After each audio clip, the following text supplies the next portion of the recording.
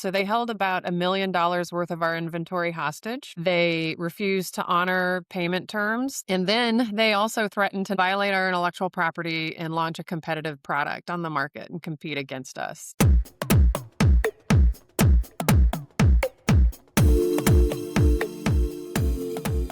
Welcome to Bullseyes Blind Spots, a series of the Marketing Accelerator Podcast where chief executives share their pivotal decisions that define their leadership and the blind spots that reshape their perspective.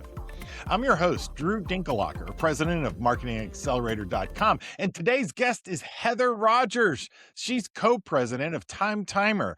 That's a device that provides a clear visual representation of the remaining time on a countdown. It's widely used by teachers and parents and professionals who rely on a quick visual cue to manage time, and it's available in over 60 countries. Heather, welcome to Bullseyes and Blind Spots series of the Marketing Accelerator Podcast. Thank you, Drew. I'm really happy to be here. Well, we're glad to have you. So let's dive right in. Can you tell us about a time where you've had to make a decision and history has shown you knocked it out of the park? You hit the bullseye. Tell us about that. So we found ourselves in a situation back in 2019 where we had made a decision to leave a key supplier that we were working with and move to a new supplier. So this was a very strategic decision. So we were ready to, we were laying all the groundwork, getting everything ready to go, and we're ready to let the old supplier know because we didn't want them to have, too much advance notice. And this is all kind of happening around early March 2020. So we let the supplier know that we wanted to end our relationship. It was a handshake deal. We didn't have a contract in place. We didn't have to notify them with 6 months notice or anything like that. And they reacted very badly, terribly, in fact. So we had a really integrated relationship. So they held about $1 million worth of our inventory hostage. They refused to honor payment terms and required that if we were going to take our inventory, we would have to pay them up front for it instead of having, the terms that we had already established. And then they also threatened to knock us off if we left. Knock us off. What does that mean? To violate our intellectual property and launch a competitive product on the market and compete against us. Yeah. So, and my business partner, who happens to be my husband, this was a terrifying time because the pandemic is happening. We are trying to figure out how to get $1 million in short notice. And my husband he's fairly risk averse. So he was like, let's consider staying with them. And I was vehemently opposed to that. I felt like they had shown their true colors, and this was not the type of company that we wanted to do business with. And so a really awful time ensued where we were negotiating with, an attorney in the morning and then negotiating with the supplier in the afternoon and then revisiting with the attorney in the evening. And we ultimately figured out a process. We raised the money, paid off our inventory, shipped it to the new warehouse. And, the pandemic is playing out around us and everybody's sales are down. And are you going to survive? Is your business going to survive? We've had this massive outlay right when we're trying to, survive a massive downturn. And it was the right choice. I am convinced that if we had stayed with the original supplier, that we would have gone out of business. I think they would have taken our cash and sacrificed us to save themselves because that's what they showed me. Every once in a while, I hear through the grapevine that they're in financial distress. And so that just reinforces that we made the right decision to leave. And I was of a mind, even if it's the wrong decision, I'd rather go down fighting than just roll over. So that was it. Those are tough leadership decisions, and you have to live with the ripple effects of those decisions. So how do you feel, as a leader that you've made that kind of tough decision? How does that impact you moving ahead? I have a lot of confidence that I can do hard things. That is probably one of the hardest professional and personal times that I've ever navigated. And we came out, we're still here. it's 2026 right now. So we're well past 2020. And, we've grown, the company's grown since then. So, you know, it's I can do hard things, and that carries over to my personal life too. Whenever I face a challenge there, I have this foundation of I can do it. Isn't it amazing how we sometimes have to convince ourselves that we can do hard things? Even people who have had a list of accomplishments still sometimes have that still small voice saying, "No, baby, no, you can't do this." And instead, you've silenced. Well, I have to tell you, these when I would negotiate with this supplier during the day, in the middle of the day, it was on the phone. It was like kind of before Zoom really got big. I would literally take 3 minutes and do like stand up and do a power pose before I got on the phone so that I could get all the confidence I could possibly get channeling through me.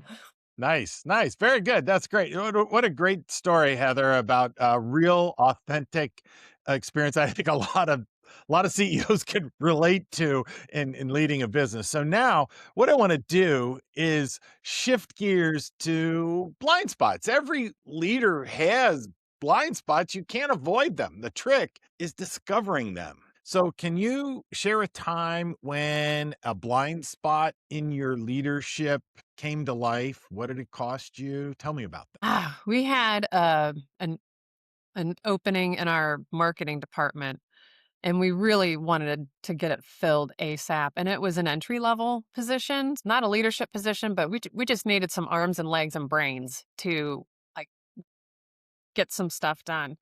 And we were having a hard time like finding, candidates to come in. And so we're getting some candidates coming through. And there was this one person, I liked her. I really liked her as a person, and I wanted her to be successful. Um, and we had done her predictive index, and she was an outlier from the rest of the marketing team. But we're like, oh, that's okay. Well, she's got these great skills that we can really leverage. Uh, and I had so many signs that she was not the right person to hire, and I was like, go ahead and hire her. Let's get someone in. I think she can do it. And I just ignored all the signs. Why do you think you did that? Why? I mean, you're a sharp, confident woman who can do hard things. Why do you think you ignored the sign? Wanted her to be successful. So I had blinders on. Like I had blinders on, and really looking back, I'm like, what was I thinking? Mhm. Like it was not because it was not good for her to have like a short-term employment, and then we had to let her go when I finally was like, this cannot continue because she's so clearly not the right fit. Like, So, what do you think the cost of that decision? uh, it was time. She wasn't effective in her role. So I would have rather spent another month or two, finding someone who would be great than, you know, have her for the 3 months that we did before we, decided to part ways. Money, bringing her on board, not only like effort to like uh, train her. We flew her to some conferences. She was in the expo booth. This is like another thing, like after we had terminated her employment because she was the wrong fit, I got feedback from a colleague that she did not embody some of our company values. So that was kind of two conversations like, well, what happened? And then why didn't you tell me right when it happened? So this is, The ripple effect of blind spot can roll on for a while, and that's the challenge. That's the challenge. So, thank you for sharing that one. Before we get to our final question, I have a quick message for our audience. If today's conversation has you thinking about your own bullseyes and blind spots, well, I've created a companion resource designed for chief executives. It's called Naturally the Bullseyes and Blind Spot Accelerated Guide. It's a fast 10-minute read that helps you cut through the marketing fog, confront your blind spots, and gain the clarity you need to lead with confidence. Download that guide and start your analysis at bullseyesandblindspots.com. Okay, now to our time travel question, Heather.